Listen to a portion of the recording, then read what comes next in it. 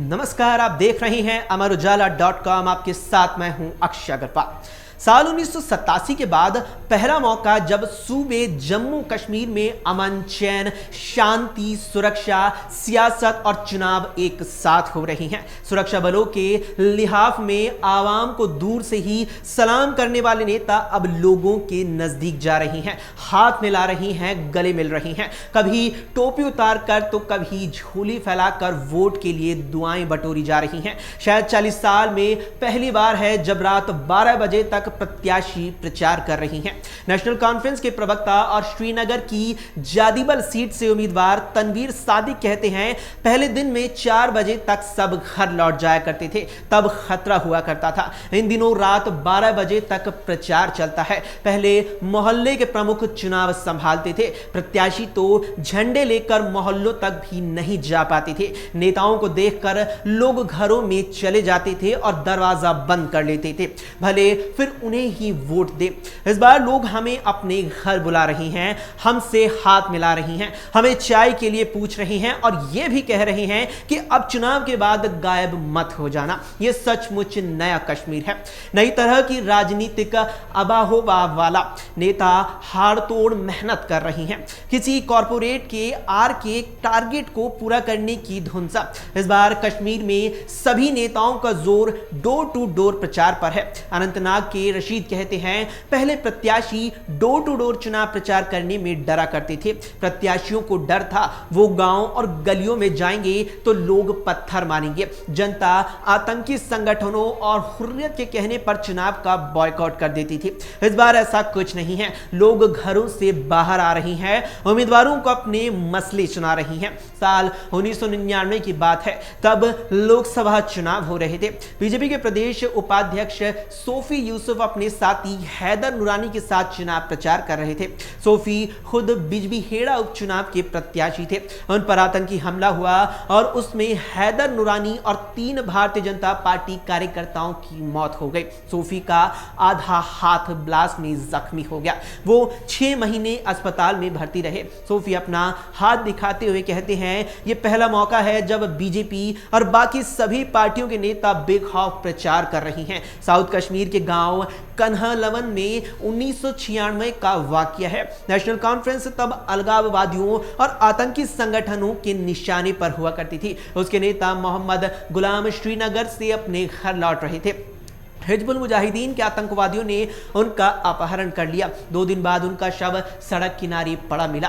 इससे पहले उनके घर पर 3 बार आतंकी हमला हो चुका था। इस घटना के बाद उनके परिवार से कोई राजनीति में नहीं आया। उनके भाई अरशद गुलाम कहते हैं, तब नेशनल कॉन्फ्रेंस के नेता कैंडिडेट बनने के बाद अंडरग्राउंड हो जाते थे, न प्रचार करते थे और न लोगों से मिला करते थे। उन्होंने आतंकवादियों से खतरा भी बताया और उन्हें आतंकियों से खतरा भी था। पीडीपी वाले आतंकवादियों से मिले हुए थे तो सिर्फ वही रैलियां किया करते थे। जब उनके भाई की हत्या हुई तब चुनावों में उनके इलाके में बस 15% वोट ही डाले गए। वोटिंग से पहले और बाद में 250 ब्लॉक प्रेसिडेंट की आतंकियों ने हत्या कर दी थी। कश्मीर में धारा 370 हटने के बाद 47 पंचायत सदस्यों, सरपंचों की हत्या हो चुकी है। इनमें से आधे भाजपा के हैं। ये पहला ही मौका है जब चुनाव बहिष्कार के लिए चर्चित जमात ए इस्लामी के सदस्य खुद अलगाववादी नेता खुद ही चुनाव लड़ रही हैं। जमात ए इस्लामी संगठन पर गृह मंत्रालय का प्रतिबंध है। चुनाव आयोग ने उसे अपने चुनाव चिन्ह पर लड़ने की इजाजत नहीं दी है, इसीलिए उसके सभी नेता निर्दलीय चुनावी मैदान में हैं।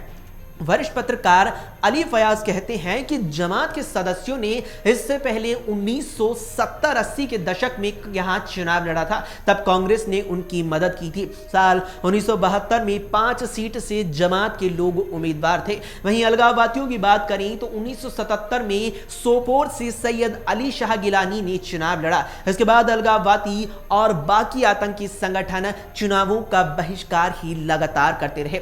इस बार सीधे 2024 में उन्होंने अपने लोगों को मेन स्ट्रीम पॉलिटिक्स में उतार दिया है। कश्मीर के वरिष्ठ पत्रकार अहमद फयाज अब तक कश्मीर में 20 चुनाव कवर कर चुके हैं। वो कहते हैं कि 1987 तक वैसा ही चुनाव होता था जैसे इस बार हो रहा है। पहले लोग वोट डालने भी नहीं जाते थे। साल 1984 और 1987 में जहां 70 से 75% वोटिंग होती थी, तो 1989 में बमुश्किल 5 से 10% ही वोट पड़े। 1996 में सुरक्षा बलों ने लोगों को बूथ तक ले जाकर वोट डलवाए, तब कहीं वोटिंग 50% तक पहुंच पाई थी। लेकिन जब अगले चुनाव 2002 में सुरक्षा बलों ने ऐसा नहीं किया तो वोटिंग 20 से 25% तक गिरकर नीचे आ गई। इस बार बम्पर सियासत, बम्पर प्रचार के साथ बम्पर वोटिंग की भी उम्मीद की जा रही है। इस बार विधानसभा में कई किस्म के नए चेहरे पहुंचेंगे। इन चुनावों में पहली बार मुफ्ती परिवार की तीसरी पीढ़ी इल्तिजा मुफ्ती चुनावी मैदान में है और अब्दुल्ला खानदान की चौथी पीढ़ी यानी उमर अब्दुल्ला के बेटे पहली बार यहां प्रचार कर रहे हैं। बीजेपी के अलावा कई नई छोटी छोटी पार्टियां भी चुनावी मैदान में हैं, जिनका ये पहला विधानसभा चुनाव है। सोशल मीडिया के इंसानी रगों में ऑफिशियली शामिल हो जाने और लत बन जाने के बाद ये कश्मीर का पहला चुनाव है। 2018 के एक रिसर्च के मुताबिक यहां पर 2 मिलियन लोग सोशल मीडिया साइट्स का इस्तेमाल करते हैं। ये पहला ही मौका है जब पत्थरबाजी के बीच पैदा हुए सोशल मीडिया जनरेशन के ये बच्चे बतौर युवा चुनाव देखेंगे। फिलहाल के लिए इतना ही। आप देखते रहिए अमरउजाला.com।